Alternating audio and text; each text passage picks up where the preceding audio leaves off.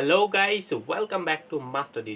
চটপট তৈরি হয়ে যাওয়া আজকে নতুন কিছু শেখার জন্য এবং নতুন কিছু ইংরেজির ক্লাসের নতুন কিছু জানার জন্য। সো আজকে আমরা ডে নাম্বার 9। সো এই ডে নাম্বার 9 আমরা আজকে আলোচনা করব use of there. So there কোথায় আমরা ব্যবহার করব, কেন ব্যবহার করব এবং কোন সেন্টেন্সে আমরা দেয়ার ব্যবহার করব, সব কিছু নিয়ে আজ ক্লাস জুড়ে পুরো ক্লাস জুড়ে আমরা আলোচনা করব।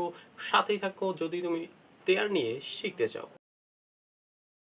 আজকে হচ্ছে 50 days master spoken English course. So সেই কোর্সের আজকে হচ্ছে ডে নাম্বার 9। সো এর পূর্বে কিন্তু 8টি ক্লাস শেষ হয়েছে। তুমি যদি সেই 8টি ক্লাস না করে থাকো তাহলে কিন্তু অবশ্যই তুমি ইংরেজির জার্নিতে অনেক দূর পিছিয়ে পড়ে যাবে। সো অবশ্যই তোমার সেই 8টি ক্লাস করা উচিত। সো আজকে day number 9। So day number 9 আমরা আজকে আলোচনা করব ইউজ অফ দেয়ার। দেয়ার কোথায় ব্যবহার হয়, কেন ব্যবহার হয়, সবকিছু নিয়ে আজকে ক্লাস জুড়ে আলোচনা করব। অনেক মজার বাক্য বলবো এবং মজা করব। সো মজার সাথে আজকে আমরা পুরো ক্লাস জুড়ে শিখব। সো দেয়ার কেন ব্যবহার হয় এবং দেয়ার কোথায় ব্যবহার হয়। সো ফার্স্টে কর্তাবিহীন বাক্য দেয়ার এর ব্যবহার করতে হয়। সো কর্তাবিহীন এমন বাক্য যে বাক্যে কোনো কর্তা থাকে না, যে আমরা কাকে উদ্দেশ্য করে বলছি সেটা নির্দিষ্ট নয়। সো সেই ক্ষেত্রে আমরা দেয়ার ব্যবহার করব। যে ছাত্ররা ক্লাসে, সো এখানে কোন ছাত্রকে আমরা নিশ্চিত করেছি সেটা আমরা জানি। সো এইখানে আমরা দেয়ার ব্যবহার করব। There student in the class. So গেটের বাইরে মানুষ বা গেটের বাইরে যে কেউ, সো দরজার বাইরে কেউ, সো এরকম কর্তাবিহীন যে বাক্যগুলো আছে আমরা সেখানে আমরা এই দেয়ার ব্যবহার করে হাজারো বাক্য তৈরি করব। সো দেখতে হলে কিন্তু অবশ্যই শেষ পর্যন্ত ক্লাসে থাকতে হবে, ডোন্ট মিস ইট। ওকে, তো গাইস আজকে দেয়ার, সো দেয়ার এর তিনটা ফর্ম আমরা জানি। একটা হচ্ছে প্রেজেন্ট, একটা হচ্ছে পাস্ট এন্ড সর্বশেষ হচ্ছে ফিউচার। সো প্রেজেন্টে হেল্পিং ভার্ব যেটা ব্যবহার হয় দেয়ার এর ক্ষেত্রে, এবং সেইটা হচ্ছে ইজ এবং আর, এই দুইটাই হচ্ছে হেল্পিং ভার্ব দেয়ারের প্রেজেন্টে ব্যবহার হয়। এবং পাস্টে যখন আমরা আসবো তখন আমরা দুইটা হেল্পিং ভার্ব ব্যবহার করবো, একটা হচ্ছে ওয়াজ আর একটা হচ্ছে ওয়ার। এই দুইটা হেল্পিং ভার্ব। এবং যখনই আমরা ভবিষ্যতে যাব তখন আমরা একটা হেল্পিং ভার্ব ব্যবহার করবো, সেটা হচ্ছে উইল বি। সো এই হেল্পিং ভার্বগুলো আমরা ব্যবহার করে আমরা সেন্টেন্সের কাল পরিবর্তন করবো, যে কোনটা অতীতকাল, কোনটা বর্তমান কাল এবং কোনটা ভবিষ্যৎকাল। এই সেন্টেন্সের হেল্পিং ভার্ব দ্বারা নির্দিষ্ট করা হবে যে কোনটা কোন কালের কথা, এবং সেটা অবশ্যই দেখতে হলে শেষ পর্যন্ত অবশ্যই থাকতে হবে। Stay with me till the end. I will say you some important topic about this. Okay, about there. Okay, so stay with me till the end. अगर तुम नए हो तो प्लीज सब्सक्राइब कर दो और लाइक करके আগে বাড়ো। ওকে, ঠিক আছে গাইস, এবার আমরা প্রেজেন্ট নিয়ে কথা বলবো, যে প্রেজেন্টে আমরা দেয়ার এর ইউজ কিভাবে করতে পারি এবং কিভাবে বাক্যগুলো তৈরি করতে পারি। তো ফার্স্টে আমাদের দেখতে হবে যে সেটার জন্য যে গঠন, সেটা আমরা যদি মনে রাখতে পারি তাহলে কিন্তু আমরা হাজারো বাক্য আমরা বলতে পারবো। সো ফার্স্টে গঠনটা হচ্ছে, ফার্স্টে আমাদের দেয়ার রাখতে হবে দেন ইজ অথবা আর, দেন অবজেক্ট এন্ড সর্বশেষ হচ্ছে RPS. What's the meaning of RPS? Do you know guys? Okay, so I will tell you, and that is RPS means remaining parts of speech. What's the meaning? Remaining parts of speech. Okay, so যখন আমরা এটা করব তখন তোমরা আরো ভালো করে বুঝতে পারবে যে what is the remaining parts of speech. Okay guys, so stay with me till the end. I will say you everything about English about this topic, so stay with me.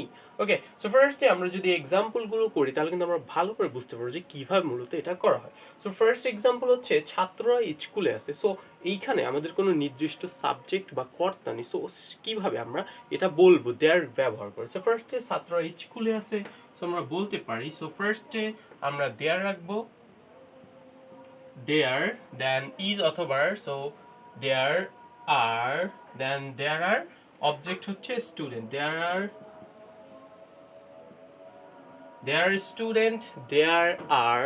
student in the class. There are student in the class.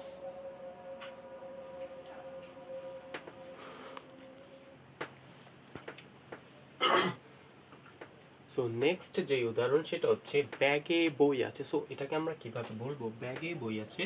So ফার্স্টে আমরা there ব্যবহার করব, there then is, there is book, there is book in the bag, sorry, in the, there is book in the bag, ব্যাগে বই আছে, there is book in the bag. So next হচ্ছে বাগানে ফুল আছে। সো আমরা ফার্স্টে দেয়ার রাখবো, then are there are flower in the garden. In the garden.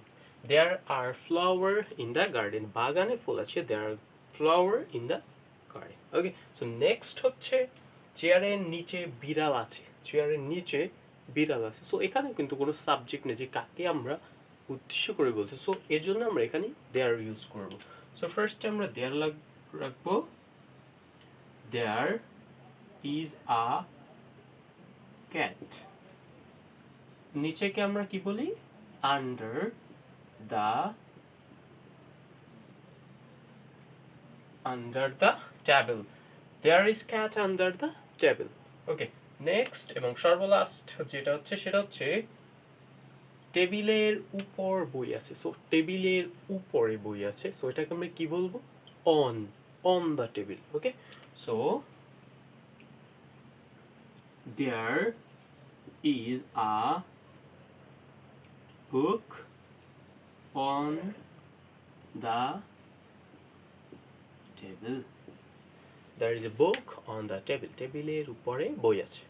Okay guys, এবার আমরা প্রেজেন্টের নেগেটিভ কিভাবে বলতে হয় যে প্রেজেন্ট এখানে কোনো ছাত্ররা নেই, এখানে বোতলে পানি নেই, বাসায় খাবার নেই. সো এই যে নেগেটিভ বাক্যগুলো সেগুলো আমরা দেয়ার ইউজ করে কিভাবে ক্যাম্বাইলে তৈরি করবো এগুলো দেখতে হলে কিন্তু অবশ্যই শেষ পর্যন্ত থাকতে পারে. যদি নতুন হয়ে থাকে তাহলে কিন্তু অবশ্যই সাবস্ক্রাইব করে দিতে হবে.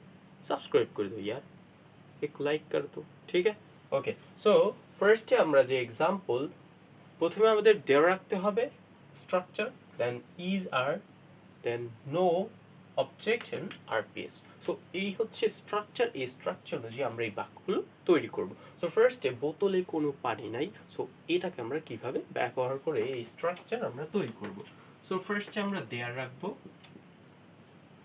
দেয়ার, then is, there is, then no, পানিকে আমরা বলি water, there is no water in the bottle, in the bottle. পরেরটা ক্লাসে কোনো ছাত্র নেই. So first there, then are no student, there is no student in the class. There are no student in the class. ক্লাসে কোনো ছাত্র নেই. There are no student in the class. Okay, it's very easy guys. Repeat after me, then you will able to speak in English. Okay, so next, টেবিলে কোনো কলম নেই. টেবিলে কোনো কলম নেই.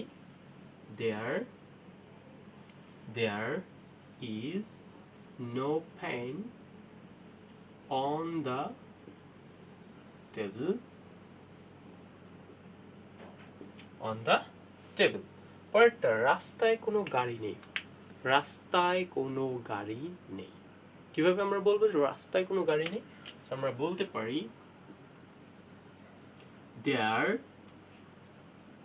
is no car on the road. On the road. There is no car on the road.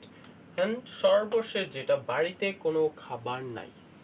কিভাবে বলবো যে বাড়িতে কোনো খাবার নাই? ওকে, সো আমরা ফার্স্টে বলতে পারবো there is and no food at, there is no food at home. There is no food at home. বাড়িতে কোনো খাবার নেই. There is no food at home. But if you will try, then you will be perfect. You will be able to speak in English. I will give you written guarantee. You will. One day you will a master. If you will complete this course, then one day you will be master in English. Okay?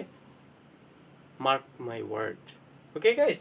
So এরপর আমরা শিখবো যে কিভাবে আমরা there ব্যবহার করে কোনো প্রশ্ন জিজ্ঞাসা করতে পারি, সেটা দেখবো। এবং সেটা যদি দেখতে হয় তাহলে কিন্তু অবশ্যই শেষ পর্যন্ত থাকতে হবে, ক্লাসটি করতে হবে। যদি জানতে চাও শিখতে চাও তাহলে কিন্তু অবশ্যই ক্লাসের শেষ পর্যন্ত থাকতে হবে গাইস। তো আমরা যখন এই দেয়ার থেকে আমরা কোনো প্রশ্ন জিজ্ঞাসা করব তখন আমরা এই স্ট্রাকচার ব্যবহার করব। সেটা হচ্ছে প্রথমে আমাদের হেল্পিং ভার্বগুলো রাখতে হবে, যেহেতু আমরা প্রশ্ন জিজ্ঞাসা করছি, দেন দেয়ার রাখতে হবে, অবজেক্ট, এবং সর্বশেষ আরপিএস এন্ড কোশ্চেন মার্ক রেখে আমরা এই বাক্যগুলো তৈরি করব।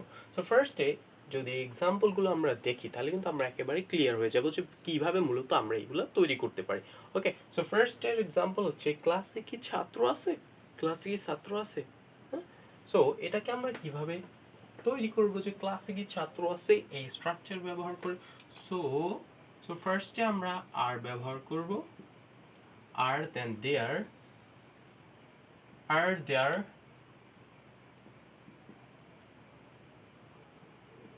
student, are student in the class, are there student in the class. Next, গ্লাসে কি পানি আছে, গ্লাসে কি পানি আছে। is there water,